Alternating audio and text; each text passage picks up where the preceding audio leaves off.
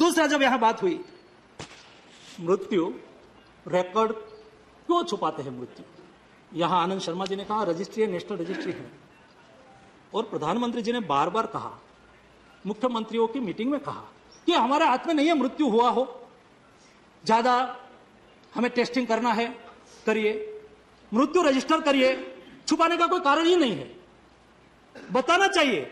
लेकिन आप किसके पर ब्लेम कर रहे हैं? जिन्होंने ब्लेम किया वो मोदी पर किया, भारत सरकार पे किया। रजिस्ट्रेशन कौन करता है? स्टेट करता है।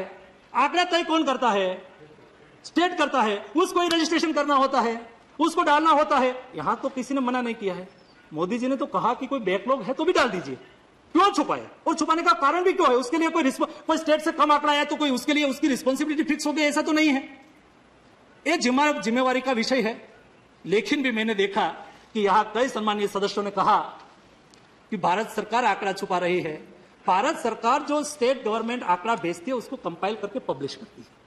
भारत सरकार का काम होता है उसको पब्लिश करने का, उसके अलावा हमारा कोई काम नहीं होता है। ना ही भारत सरकार ने किसी को कहा है कि हम कम आंकड़ा दीजिए, ना ही यहां से किसी को कहा गया है कि कोविड के पेशेंट को कम बताइए। नहीं, बताने का, ऐसा करने का कोई रीजन नहीं है।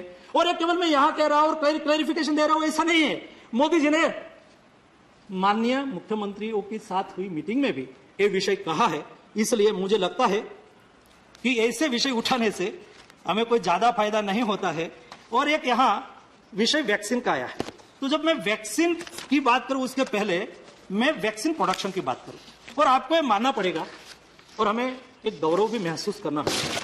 ये देश में जब पैंडेमिक शुरू हुआ, लॉकडाउन लगा, मोदी जी ने सोचा कि इतनी आबादी वाला देश है और जिस देश में रिसर्च होगा तो वैक्सीन पहले तो वही ले लेंगे, जहां प्रोडक्शन होगा वो वैक्सीन स्वाभाविक तौर पर पहले ले लेंगे। तो हिंदुस्तान जैसे इतना बड़ा देश क्या किसी के भरोसे पे बैठा रहेंगे? नहीं रहना चाहिए। और इसलिए उन्होंने, मोदी जी ने तुरंत ही बायोटेक्नोलॉजी डिपार्टमेंट को कहा कि उसके पर आप काम शुरू करिए। उसके लिए एक टास्क फोर्स बनाया गया, एक कमेटी बनाई गई और कंपनियों के साथ बातचीत की गई।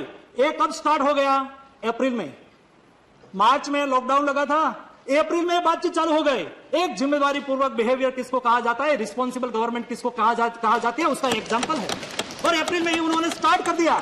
साइंटिस्ट के साथ बातचीत किया, कंपनियों के साथ बातचीत किया, उसको फाइनेंशियल सपोर्ट की आवश्यकता हो तो उसके लिए उसको सपोर्ट करने के लिए आश्वासन दिया। उसके अलावा उसको टेक्नोलॉजी के लिए, रिसर्च करने के लिए, संयुक्त रूप में रिसर्च करना है तो भारत सरकार ने उसको सपोर्ट किया। मुझे खुशी हुई कि हिंदुस्तान में भारत बायोटेक एंड सीरम, दो कंपनी ने, भारत बायोटेक इंडिजिनियस रिसर्च, ये हमारे लिए प्राउड की बात है। इंडियन रिसर्च, इंडियन प्रोडक्शन, और दुनिया के साथ वो मार्केट में आ गए। दोनों कंपनी ने अपना प्रोडक्शन चालू कर दिया और प्रोडक्शन रैंप अप कर रहे हैं। यहां सवाल ये नहीं है, सवाल समझने की आवश्यकता है। जब हम सब लोगों ने कहा कि वैक्सीनेशन बढ़ाओ, वैक्सीनेशन बढ़ाओ, हमारे देश की क्षमता है, हम वैक्सीनेशन जितना हमारे पास उपलब्ध होगा, आपने देख लिया सभी स्टेट ने हमने इंपोर्ट करने की कोशिश की, किसी ने नहीं दिया। तो हमारे पास एक ही ऑप्शन है, वैक्सीन प्रोडक्शन बढ़ाओ, वैक्सीनेशन ऑटोमेटिक कर लेंगे। वैक्सीन प्रोडक्शन बढ़ाओ, और वैक्सीन प्रोडक्शन बढ़ाने के लिए लगातार एक कंपनियों के साथ बातचीत जारी रही।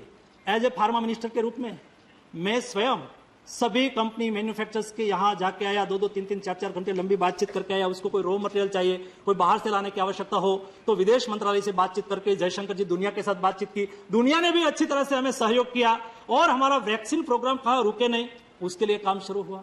मोदी जी स्वयं, देश के प्रधानमंत्री स्वयं वैक्सीन मैन्युफैक्चर्स करने वाली कंपनी, वैक्सीन में रिसर्च करने वाली कंपनी की स्वयं मुलाकात ली, क्योंकि साइंटिस्ट लोगों का हौसला बढ़े, उसको कुछ कहना है तो कह सके, केवल टेलीफोन से बात नहीं किया, स्वयं जाके आए। उसके बाद मैं बार बार उसका फॉलोअप लेता रहा और आज हिंदुस्तान गौरव महसूस करेगा। दुनिया की वैक्सीन तो $10 की होगी, $12 की होगी, ये $2 वाली है। और जैसा इंडिया में प्रोडक्शन रैंप अप होगा और हिंदुस्तान में एक्सेस होगा ना वैक्सीन, तब वही वैक्सीन बिकने वाली है, क्योंकि दुनिया के लिए वो सस्ती होने वाली है। दुनिया की वैक्सीन महंगी है और इसलिए सीरम वैक्सीन, उसका हमें रेगुलर 11 से 12 लाख डोज मंथली मिलना चालू हो गया है। अब 11 से 12 करोड़ डोज हमें मंथली मिलना चालू हो गया है।